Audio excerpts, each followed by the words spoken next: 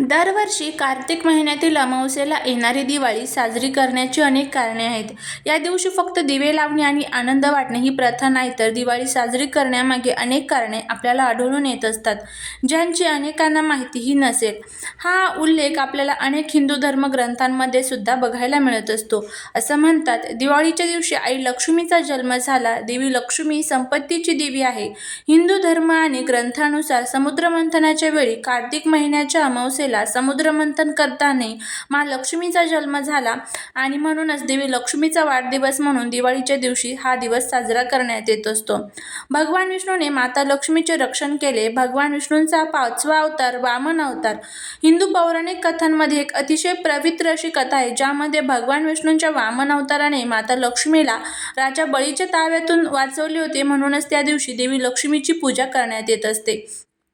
कृष्णाने नरकासुराचा वध केला होता आणि राक्षस राजा नरकासुराने जेव्हा तिन्ही लोकांवर आक्रमण केले, तेथे राहणाऱ्या देवतांवर अत्याचार केला, तेव्हा श्रीकृष्णाने त्यांना सर्वांना वाचवले होते आणि नरकासुराचा वध केला.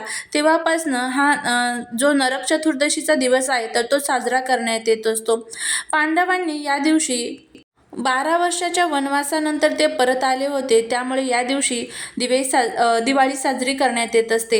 हिंदू धर्माचे दुसरे महाकाव्य रामायणामध्ये आपल्याला असं आढळून येतं की भगवान श्रीराम, आई सीता आणि त्यांचा भाऊ लक्ष्मण यांच्यासह लंका जिंकून अयोध्येला परत आले आणि भगवान श्रीराम, माता सीता आणि लक्ष्मण यांच्या आगमनाने संपूर्ण अयोध्या दणदणून गेली होती आणि त्यांच्या स्वागतासाठी सर्व ठिकाणी दिव्यांची रोषणाईने त्यांचं स्वागत करण्यात आलं आणि तेव्हापासूनच हा जो उत्सव आहे, म्हणजेच दिवाळीचा उत्सव, तर तो साजरा करण्यात आला.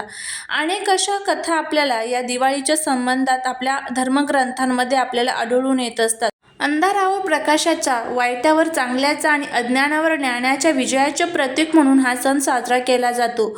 दिवाळी हा सण कार्तिक अमावस्येला साजरा केला जातो. दिवाळीच्या दिवशी लक्ष्मी, सरस्वती आणि गणेशाची पूजा केली जाते. या दिवशी लक्ष्मीपूजन करण्याबरोबरच वर्षभर समृद्धी लाभत असते. दिवाळीमध्ये तेज, खाद्य, हास्य, आनंद, स्वच्छता, रांगोळी आणि दिव्यांचा सण म्हणून हा दिवस ओळखला जातो. दिवाळी आली की आपल्याला ज्याप्रमाणे फराळाचे, नवीन कपड्यांचे, फटाक्यांचे वेध लागतात, त्याचप्रमाणे अभ्यंग स्नान ही काही दिवाळीचा एक महत्त्वाचा संस्कार मानला जातो. दिवाळीच्या दिवसात आजही घरोघरी अभ्यंग स्नान केले जाते. पहाटे लवकर उठून अंगाला तेलाने मालिश करून उटले लावून स्नान करावे म्हणजे अभ्यंग स्नान. या गोष्टीला धार्मिक महत्त्व असले तरी त्यामागे शास्त्रीय कारणे सुद्धा असतात. आयुर्वेदामध्ये अभ्यंगाचे अनेक फायदे सांगितले असून थंडीच्या काळात शरीर, मन आणि त्वचा यांच्यासाठी हे स्नान अतिशय महत्त्वाचे असते. दिवाळीच्या निमित्ताने आपण याची सुरुवात करत असतो आणि थंडीच्या काळात शक्य तितक्या वेळा अभ्यंग स्नान करायला पाहिजे असते. नरक चतुर्दशी हा दिवस मृत्यूची देवता यमराजाला समर्पित मानला जातो. या दिवशी अभ्यंग स्नान केल्याने असं मानतात की जे लोक या दिवशी अभ्यंग स्नान करतात ते नरकात जाणे टाळू शकतात, तसेच त्यांना मृत्यूपश्चात स्वर्ग प्राप्ती होते, अशी धार्मिक मान्यता आहे. अभ्यंग हे केवळ धार्मिक दृष्टिकोनातून महत्त्वाचे नाही, तर त्यामुळे अनेक शारीरिक फायदेही आपल्याला होत असतात. तर या दिवाळीच्या काळामध्ये आपल्याला सर्वांनाच माहीत आहे की आपण अभ्यंग स्नान करत असतो. दिवाळीमध्ये आता उद्यापासून दिवाळीला सुरुवात होणार आहे. उद्या आहे वसुबारस, सोमवार, मंगळवारी आहे धनत्रयोदशी आणि त्यानंतर असेच दिवाळीचे संपूर्ण 5 ते 6 दिवस आपले असणार आहे. तर या दिवाळीच्या 5 ते 6 दिवसांमध्ये आपल्याला काही उपाय करायचे आहे. आपल्याला आंघोळीच्या पाण्यामध्ये काही वस्तू टाकून आंघोळ करायची आहे. बघा, सर्वांना माहिती आहे की या दिवशी म्हणजेच या 5 दिवसांमध्ये रोज आपण आपल्या अंगाला उटणे लावून आंघोळ करत असतो आणि त्याचबरोबर आपल्या घरातील दोष दूर व्हावे यासाठी आपण प्रार्थना करत असतो. आपल्या हिंदू धर्मग्रंथांमध्ये बघा, पवित्र नदींमध्ये स्नान करायला विशेष महत्त्व सांगितलं जातं, कारण जर आपण पवित्र नद्यांमध्ये स्नान केलं तर आपल्या आजूबाजूची जी काही नकारात्मक शक्ती, वास्तुदोष, पितृदोष, ग्रहदोष आहे तर ते दूर होतात आणि त्याचबरोबर आपल्यावरती देवी लक्ष्मीची कृपा प्राप्त होत असते.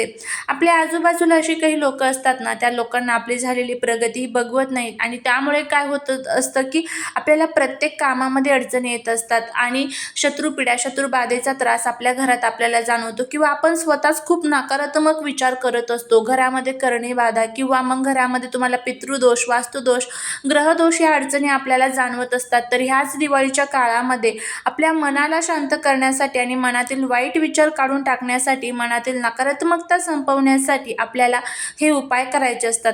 जर या काळामध्ये तुमच्या आजूबाजूला जर कुठे गंगा नदी असेल, गोदावरी असेल, कोणतीही पवित्र नदी असू द्या, त्या पवित्र नद्यांमध्ये जर तुम्हाला अंघोळ करणं शक्य झालं तर तुम्ही आवर्जून करा.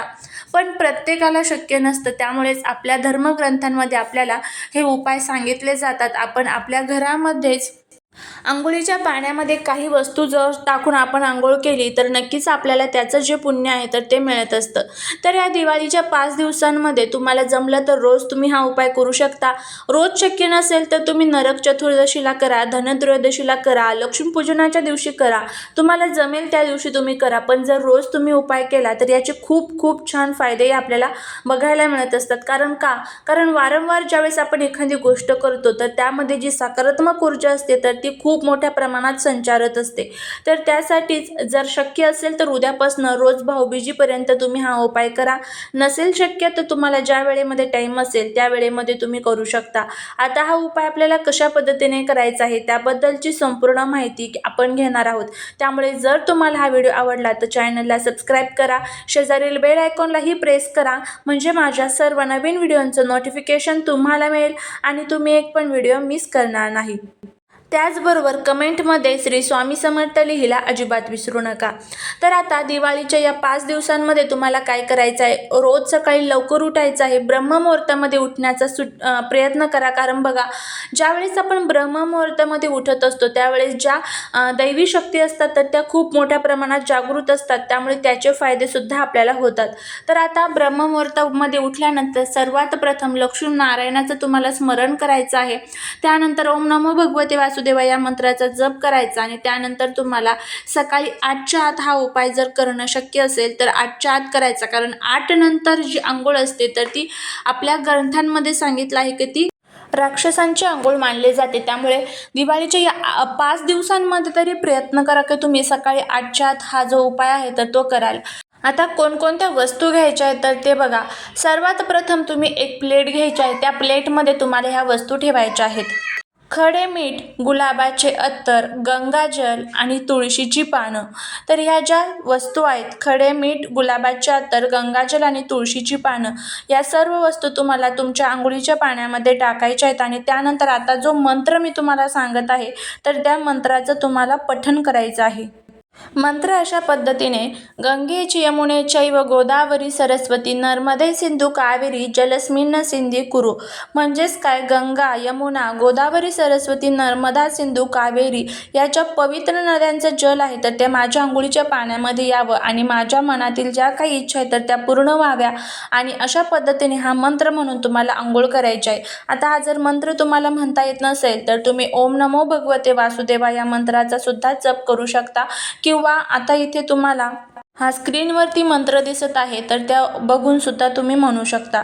तर अशा पद्धतीने आपल्याला हा उपाय करायचा आहे. तुम्ही करून बघा, नक्कीच तुम्हाला त्याचा फायदा होईल. त्याचबरोबर घरातील सर्व दोष, दारिद्र्य, दुःख संपून जातील. तर हा बघा, ज्यावेळेस आपण एखादा उपाय करतो त्यामध्ये सातत्य असणं तितकंच गरजेचं असतं. त्यामुळे नेहमी उपाय मी सांगत असते, त्यामुळे नेहमी करत चला, तेव्हाच आपल्याला त्याचे फायदे होतील. चालेली सेवा ही महाराजांच्या चरणी रुजू करते. व्हिडिओ जर आवडला असेल तर लाईक, शेअर आणि सबस्क्राईब करायला विसरू नका. भेटूया पुढच्या एका छानशा नवीन व्हिडिओसोबत, एका नवीन माहितीसोबत. श्री स्वामी समर्थ.